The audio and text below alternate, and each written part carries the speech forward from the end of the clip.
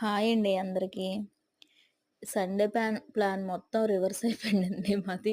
యాక్చువల్‌గా morning mutton కైమా తెస్తే half KG తెచ్చేసారు. Half KG తెచ్చేస్తే నేననుకున్నాను సరే అనేసి మధ్యాహ్నం నాకు వర్క్ అదే మొత్తం ఇంట్లో పని, ఈ బట్టల పని అన్నీ అవ్వబోడికి 1:30, 2 అయిపోయింది. సరే అప్పటికప్పుడు ఏటి చేస్తామని కీమా బిర్యానీ వండాను. కీమా బిర్యానీ వండితే ఆహ్, మేము తినేప్పటికి 3 అయిపోయింది. సరే ఇంక నైట్‌కి ఏటి చేద్దాం అనుకున్నానంటే, దోసల రుబ్బుంది గదా ఇంట్లోని, కీమా దోస ఏద్దాము. ఇంకొంచెం ఉండిపోయింది కదా! కీమా దోస వేసుకొని సరదాగా ఏదైనా మూవీ పెట్టుకొని ఎంజాయ్ చేసుకొని తిందాము అనేసి అనుకున్నాం.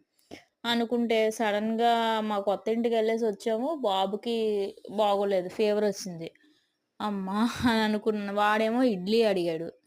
నేనేమో దోసలు కదా ఉంది, దోస రుబ్బు కదా ఉందనుకోని మళ్ళీ నేనేం చేశాను, మళ్ళీ ఈ ఇడ్లీని టానిక్ బాబుకి తెప్పిచ్చా.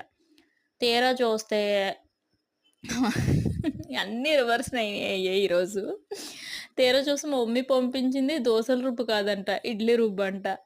సరే అని దోసలేస్తే ఎంత పావినా రాదు. దోసలో పలసగా చేసేస్తున్నాను, ఆయిలేస్తున్నాను. ఇంకా అప్పుడు మమ్మీకి ఫోను చేస్తే, "అది దోసల రుబ్బు కాదే ఇడ్లీ రుబ్బు. ఏది సరిగ్గా ఆలోచించవా" అని అన్నది.